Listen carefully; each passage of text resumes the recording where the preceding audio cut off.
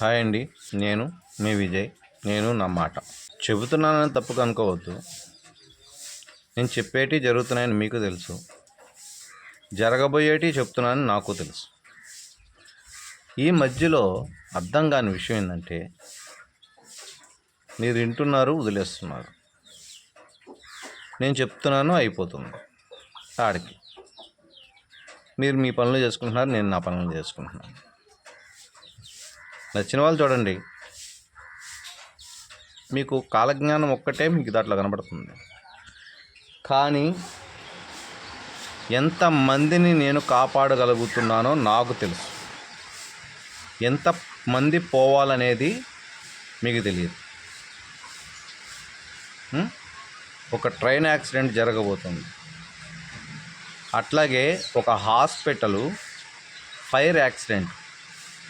నేను ముందే చెప్పాను, అగ్నిచే, వాయువుచే, జలముచే, పశుపక్షాదులచే, అంటే జంతువుల చేత కూడా, అంటే పులి వల్ల కావచ్చు, ఆవు వల్ల కూడా కావచ్చు.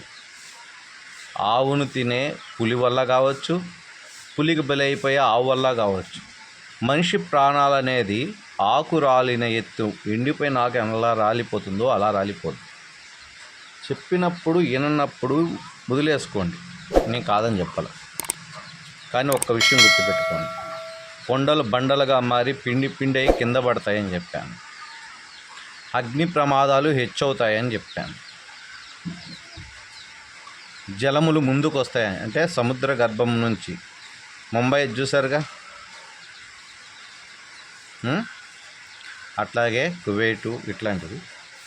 ఒక హాస్పిటల్ ఫైర్ యాక్సిడెంట్ అయ్యి క్షతగాత్రులు, వీళ్ళు ఎందుకు చనిపోతున్నారా, మీరు ఎందుకు అలా చెప్తున్నారండి, వీళ్ళు చనిపోతే మీకు ఎందుకో ఆదాయం ఏమన్నా ఉందా అని అడగండి దయచేసి. కాలజ్ఞానం కాదన్న వారిని కనకదుర్గ ఖండిస్తుంది. నిజం చెప్పాలంటే జరిగేది అదే. మీరు నా కళ్ళు చూడండి, ఒకటి బ్లూ కలర్లో ఉంది, ఒకటి బ్లాక్ కలర్లో ఉంది.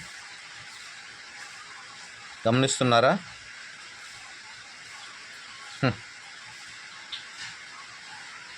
నా కుడి కన్ను చూడండి, ఇది చూడండి, బ్లూ కలర్లో ఉంది. ఇది చూడండి, బ్లాక్ కలర్లో ఉంది. నా మూడో నేత్రము నా మనస్సాక్షి, నా అంతరాత్మ, నా ఆత్మ, పరమాత్మ, సిద్ధగురువులం మేము. కాలజ్ఞానం నమ్మని వారిని కనకదుర్గ ఖడ్గంచే ఖండిస్తుంది. అదే ఇప్పుడు పోయే ప్రాణాలన్నీ. నమ్మకపోతే చచ్చిపోతారా అండి అనొద్దు, అది కలి ప్రభావం. అప్పటికి ఆపుకుంటా వస్తుంటేనే, చెప్పకుండా ఉంటేనే ఇప్పుడు దగ్గర 2 లక్షల మంది చనిపోబోతారు. చెప్పాను, వినట్లే. వింటే బతుకుతారు, వినకపోతే పోతారు.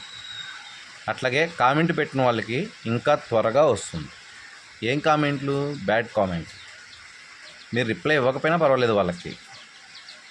వాళ్ళతో ఒకటి అవ్వకండి. కుటుంబానికి ఒక ఇంటి పెద్ద చనిపోతే అది ఎంత బాధాకరమైన విషయమో నాకు తెలుసు. ఎందుకు అన్ని కామెంట్లు పెట్టినా ఒకరు కాదు, 3 పెడుతున్నారు. అంత ఉపేక్షిస్తున్నానంటే వాళ్ళ ఇంట్లో వాడే సంపాదించేవాడు అయ్యుండి 4 బతకాల్సి వస్తే, వాడు చచ్చితే ఆ 4 పరిస్థితి ఏంటా అని ఆలోచించి నేను వాక్సిద్ధిని కంఠం దగ్గర ఆపేస్తున్నాను. ఇది జరగబోయేది. 2 వీడియోలు పెట్టాను, చూడండి. కొండల పిండిలు వాటికి ఎట్లా అవుతాయి మరి? ఇన్ని రోజులు ఎందుకు కాలేదు? ఒక్కసారి ఆలోచన చేయండి, యోచన చేయండి. ఇన్ని రోజులు కానివి ఇప్పుడు ఎందుకు అవుతున్నాయి? ఇన్ని రోజులు జరగని, ఇన్ని సంవత్సరాల్లో జరగని ఈ సంవత్సరం ఎందుకు జరుగుతున్నాయి? అందరూ ఉదయాన్నే 8 గంటలకి టీవీల్లోకి వచ్చి, 9 గంటలకి టీవీల్లోకి వచ్చి చెప్తున్నారు కదా, మీ అదృష్ట సంఖ్య ఇది, మీ అదృష్ట రాశి ఇది, ఈ సంవత్సరం మహా శుభ్రంగా ఉంది. మరి మీ రాశితోటే ఉన్న వాళ్ళు చాలామంది చచ్చిపోయారు కదా. మరి ఈ రాశి బాగున్న వాళ్ళు మీరు బతుకున్నారు, ఇదే రాశిలో ఉన్నవాళ్ళు వేరే వాళ్ళు చనిపోయారు. ఒకే రాశి, ఒకే నక్షత్రం వస్తుంది, ఒకే తేదీ వస్తుంది. అది ఎవరికైనా తెలిసింది. ఇప్పుడు విజయ్ అంటే వృషభ రాశి, వెంకట్ అన్న వృషభ రాశి వస్తుంది. వెంకట్ చచ్చిపోయాడు, విజయ్ బతికాడు. ఎందుకు? రెండు వృషభ రాశులే కదా కదా ఆలోచన చేయండి. అంటే విజయ్ అనేవాడు నమ్మాడు, వెంకట్ అనేవాడు నమ్మలేదు. నమ్మని దానికి ఏం చేస్తుంది? కనకదుర్గమ్మ శిక్షిస్తుంది. ఇది తథ్యం. తదాస్తు.